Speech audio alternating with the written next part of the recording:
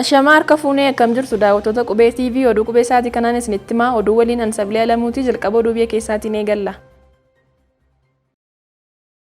Guyyaa tajaajilaa sababeeffachuun ministeeronni daandii qilleensa Itoophiyaa keessatti tajaajila kennaa jiru. Har'a qaamni tokko guyyaa tajaajilaa sababeeffachuun buufata xiyyaaraa idil-addunyaa Booleetti ministeeronni dhaabbilee adda addaa tajaajila kennaa jiru. Tajaajila kennaa jiran kanaanis imaltootaa fi daawwattoota biyyoota adda addaa irraa dhufaniif odeeffannoo tuurizimii fi kennaa abaaboo kennuun simachaa jiraachuu isaanii tajaajila oduu Itoophiyaatu gabaase. Dabalataanis kantiibaan bulchiinsa magaalaa Finfinnee aadde Adaanech Abeebee tajaajiluun kabajas carroomuudhas jedhani. Uummata tajaajiluun kabajaa fi carroomuu ta'uu kantiibaan bulchiinsa magaalaa Finfinnee aadde Adaanech Abeebee himani. Aadde Adaanech qaameen tokko guyyaa tajaajilummaa mata duree Itoophiyaa haa tajaajilu jedhu sababeeffachuun ganama har'aa lammiilee tajaajila laatan galateeffachaa uummata tajaajilaa akka jiran ibsan. Guyyaa har'aa damee tajaajila geejjibaan tajaajiltoonni tajaajila addaa kennuuf waadaa kan ittiin seenan waltajjii addaa qophaa'us himani. Atoobisoonni magaalaa tajaajila bilisaa kennaa ooluu taaksiiwwan magaalittis walakkaa guyyaaf bilisaan akka tajaajilan aadde Adaanech ibsuu isaanii ragaan toora marsariitii hawaasummaa isaaniirraa argame ni mul'isa.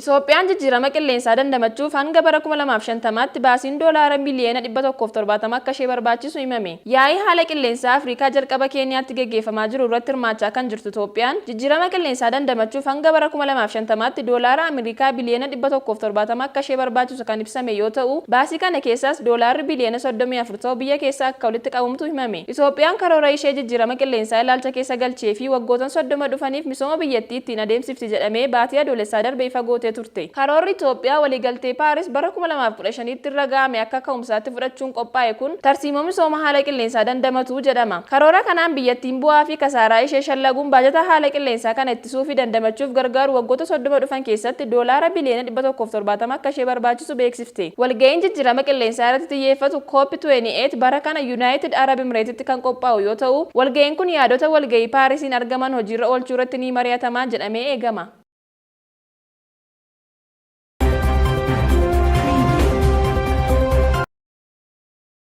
Kantiibaan magaalaa Finfinnee aadde Adaanech waajjira olaanaa ejensi tajaajila galmeessaa siivilii fi jiraattummaa eebbisiisani. Kantiibaan bulchiinsa magaalaa Finfinnee aadde Adaanech Abeebee teekinooloojiiwwan ammayyaan kan gurmaa'e waajjira olaanaa ejensi tajaajila galmeessaa siivilii fi jiraattummaa eebbisiisan. Waggoota 80f jiraattota magaalaa Finfinnee galmeessaa taateewwan murteessoon tajaajilaa kan ture waajjirri ejensii tajaajila galmeessaa siivilii fi jiraattummaa teekinooloojiiwwan ammayyaan gurmaa'uun sirna galmeessaa siivilii biyyattiif sadarkaa dijitaalaayizeeshinii irra ga'e akkaataa agarsiisuu danda'uun ijaaramuun eerame. Ejensichatti dabalataan aanaalee 33 teekinooloojiin deeggaramuun waajjiraaleen tajaajila kennan eebbisiisuu ragaan quunnamtii magaalicharraa argame ni mul'isa.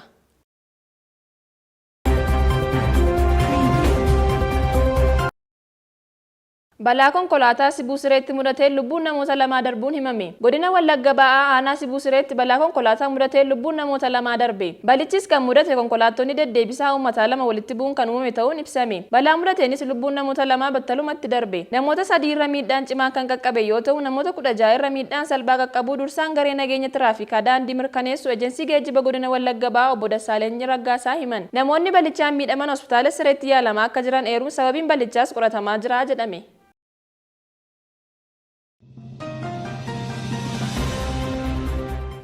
Daawwattoota keenyaa kan daawwachaa jirtan oduu qubeetii amma mogara oduu maddeen biyya alaarraa argannetti ceena. United Arab Emirates tumsa misooma anniisaa haaromfamu Afrikaaf kan oolu deeggarsa maallaqaa doolaara biliyoona 4.5 akka taasistu beeksiste. Yaa'iin haala qilleensaa biyyoota Afrikaa Keeniyaatti gaggeeffamaa jiru irratti United Arab Emirates deeggarsa misooma anniisaa haaromsuuf ardii Afrikaaf kan ooluu fi ardittii faalama irraa ittisuuf kan oolu deeggarsa maallaqaa doolaara biliyoona 4.5 akka taasistu beeksiste. Pirezidaantiin Keeniyaa William Ruutoon konfiraansii haala qilleensaa Afrikaa Naayiroobitti gaggeeffamaa jiru irratti haasaa taasisanii akka jedhanitti waltajjii kana fayyadamuun seeneffama dogoggoraa ardii keenyaaf hin malle jijjiiruun barbaachisaadha jechuun ce'umsa gara anniisaa haaromfamuu fi faalama irraa bilisa ta'etti taasifamuu Afrikaaf carraa addaa ta'uu ibsuun ardittiin dandeettii kana fayyadamuuf immoo deeggarsa maallaqaa akka ishee barbaachisu dubbatan.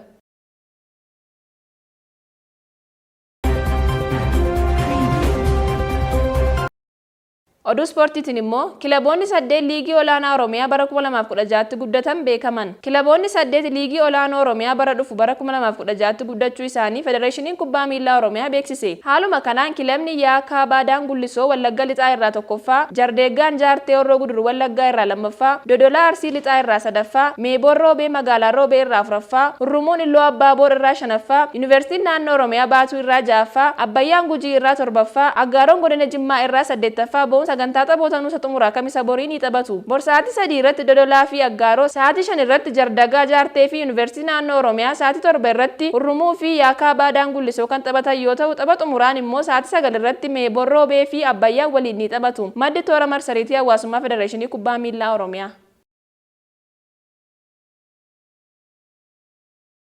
Daawwattoota keenya kan daawwachaa turtan oduu qubee waliin Ansabilee Alamuun ture. Qophiileen qubeetii biyya afanitti fufuu isaa waliin turtii gaarii.